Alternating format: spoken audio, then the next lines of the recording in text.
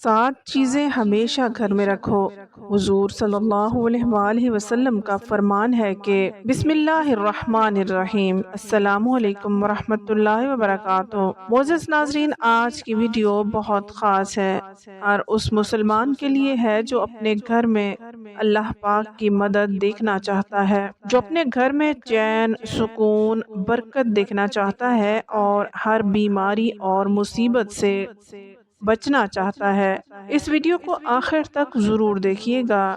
وہ کون سی 7 چیزیں ہیں جنہیں گھر میں رکھنا رسول اللہ صلی اللہ علیہ وآلہ وسلم نے ضروری بتلایا۔ وہ 7 چیزیں اگر آپ گھر میں رکھنا شروع کر دیں تو آپ دیکھیں گے کہ اللہ پاک کس طرح آپ کے گھر کو ہر برائی سے محفوظ رکھتا ہے۔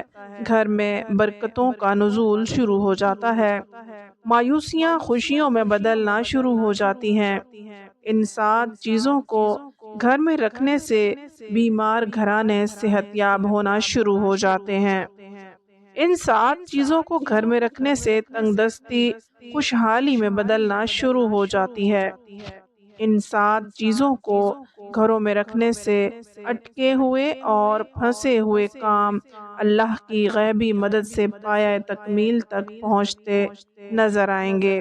ان 7 چیزوں کو گھروں میں رکھنے سے بچوں اور بچیوں کے من پسند گھرانوں میں رشتے طے پانے شروع ہو جائیں گے۔ جو شخص یہ 7 کلمات یاد کر لے تو وہ اللہ تعالیٰ کے ہاں باعزت ہوتا ہے، فرشتے اس کی تعظیم کرتے ہیں۔ وہ 7 کلمات کون کون سے ہیں؟ نمبر 1، کام شروع کرنے سے پہلے بسم اللہ پڑھنا۔ دوسرا، ہر چیز کے اختتام پر الحمدللہ کہنا۔ تیسرا، کہ کوئی لغو بات کر بیٹھو، کم ہو یا زیادہ ہو، اس کے بعد استغفر اللہ کہنا۔ چوتھا یہ کہ جب یوں کہو کہ فلاں کام کروں گا تو ساتھ ہی انشاءاللہ کہیں۔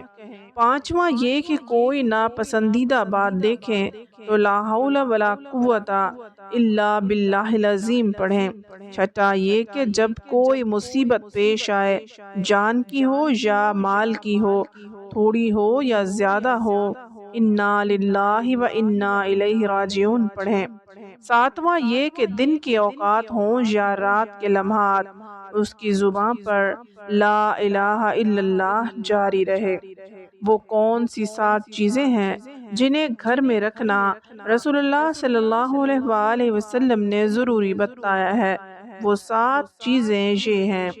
نمبر 1، زمزم کا پانی۔ آپ کو جسمانی اور روحانی کوئی بیماری ہو جائے، آپ کھڑے ہو کر قبلہ رخ یعنی خانہ کعبہ کی طرف منہ کر کے 1 گلاس زمزم کا پانی پی لیجئے۔ پانی پیتے ہی آپ اللہ کی قدرت اور آب زمزم کی برکت سے اس کا اثر اپنے جسم پر دیکھیں گے۔ نمبر 2، قرآن شریف۔ قرآن شریف ایک ایسی کتاب ہے جس میں قیامت تک آنے والی ہر مصیبت کا علاج اللہ جل شانہ نے بتایا ہے، اور ہر بیماری کا علاج اللہ تعالیٰ نے قرآن کریم میں بتایا ہے، اور بتایا ہے کہ جس گھر میں قرآن پڑھا جاتا ہے تو اللہ جل شانہ اس گھر کو ہر برائی سے بچائیں گے۔ نمبر 3، کلونجی۔ کلونجی کے بارے میں حدیث میں آتا ہے، کلونجی میں لا علاج اور بڑی سے بڑی بیماری کا علاج پایا جاتا ہے سوائے موت کے۔ نمبر 4، کھجور۔ رسول اللہ صلی اللہ علیہ وآلہ وسلم نے چوتھی چیز کھجور گھر میں رکھنا ضروری بتائی۔ کھجور کے بارے میں روایت آتی ہے، جس گھر میں کھجور ہوتی ہے قیامت تک اس گھر میں فاقہ غریبی کبھی نہیں آتی۔ کھجور کے بارے میں آتا ہے کہ اگر کوئی شخص صبح و شام صرف 7 کھجوریں کھائے تو بتایا کہ اس کی موت تک نہ اسے کوئی روحانی بیماری ہوگی اور نہ اسے کوئی جسمانی بیماری ہوگی۔ نمبر 5، زیتون کا تیل۔ زیتون کے بارے میں اللہ تعالیٰ نے قرآن پاک کی ایک آیت اتاری ہے، جو آیت شروع ہوتی ہے وہ صرف زیتون کے بارے میں ہے۔ جو بھی شخص زیتون کا استعمال کھانے میں کرے گا یا کسی بیماری میں کرے گا تو ایسی 99 بیماریاں جن کا علاج ابھی تک دریافت نہیں ہو سکا، اس کا علاج بھی زیتون میں ہے۔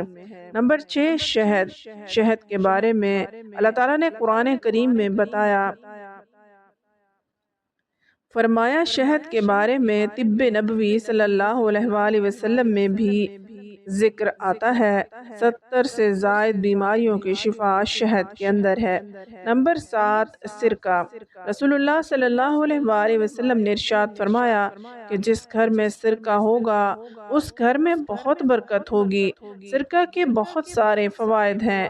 انگوری سرکہ کے بارے میں رسول اللہ صلی اللہ علیہ وآلہ وسلم نے گھر میں رکھنے کو فرمایا ہے۔ ہمارے اعمال ہی ہمارے اوپر آنے والی مصیبت اور پریشانی کا سبب بنتے ہیں۔ ہمارے اعمال ٹھیک نہ ہونے کی وجہ سے اللہ تعالیٰ ناراض ہوتا ہے اور ہمارے حق میں کیے جانے والے فیصلے اللہ کی ناراضگی کا سبب بنتے ہیں۔ اگر ہم اللہ اور اس کے رسول صلی اللہ علیہ وآلہ وسلم کی شریعت پر عمل کریں گے تو ہم دین، دنیا اور آخرت میں بھی کامیاب ہوں گے۔ حضرت ابو ذر غفاری رضی اللہ تعالیٰ عنہ فرماتے ہیں کہ مجھے رسول اللہ صلی اللہ علیہ وآلہ وسلم نے 7 نصیحتیں کی۔ نمبر 1 مجھے اس کا حکم فرمایا کہ مسکینوں سے محبت کرو اور ان کے قریب رہا کرو۔ نمبر 2 مجھے یہ حکم فرمایا کہ میں اپنے سے اونچے لوگ، زیادہ مالدار لوگوں پر نگاہیں نہ رکھوں، اپنے سے کم درجہ لوگوں پر نگاہیں رکھوں، ان پر غور کیا کروں۔ نمبر 3 مجھے حکم فرمایا کہ میں صلہ رحمی کیا کروں اگرچہ وہ مجھ سے منہ پھیریں، یعنی جس کے ساتھ صلہ رحمی وہ مجھ سے غائب ہو، دور ہو، یا یہ کہہ کر وہ میرے ساتھ توجہ سے پیش نہ آئے بلکہ مجھ سے روگردانی کرے۔ ترغیب کے لحاظ سے الفاظ یہ ہیں کہ اگرچہ وہ مجھ پر ظلم کرے، اس سے دوسرے معنی کی تاکید ہوتی ہے۔ نمبر 4 مجھے حکم فرمایا کہ میں کسی شخص سے کوئی چیز نہ مانگوں۔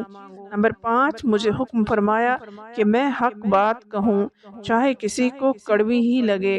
نمبر 6 مجھے حکم فرمایا کہ میں اللہ تعالیٰ کی رضا کے مقابلے میں کسی ملامت کرنے والے کی ملامت کی پرواہ نہ کروں، یعنی جس چیز سے حق تعالیٰ ناراض ہو اس کو اختیار نہ کروں، جس کے کرنے پر احمق لوگ ملامت کرتے ہوں تو کیا کریں۔ مجھے حکم فرمایا کہ میں لا حول ولا قوت الا باللہ باکثرت پڑھا کروں، اس لیے کہ یہ کلمات ایسے خزانہ سے اتارے ہیں جو خاص عرش کے نیچے ہے۔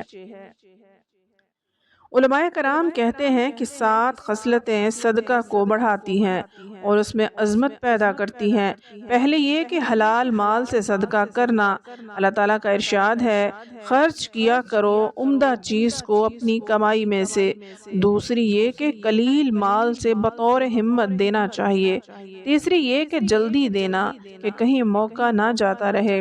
چوتھی یہ کہ بہترین اور عمدہ مال سے دینا، کیونکہ اللہ تعالیٰ کا فرمان ہے، اور بھی چیزوں کی طرف نیت مت لے جانا، اس میں سے خرچ کرو حالانکہ تم خود بھی دینے والے نہیں، ہاں اگر چشم پوشی کر جاؤ اور یقین رکھو کہ اللہ تعالیٰ کسی کے محتاج نہیں، تعریف کے لائق ہے۔ یعنی جس طرح تم نے کسی سے قرض لینا ہو تو مال لیتے ہو سوائے اس کے کہ چشم پوشی اور درگزر کر جاؤ۔ پانچواں یہ کہ چھپا کر صدقہ کرو۔ چھٹا یہ کہ اس پر احسان بھی نہ جتاؤ کہ اجر باطل ہو جائے۔ ساتواں یہ کہ اس کے بعد اسے تکلیف نہ پہنچاؤ۔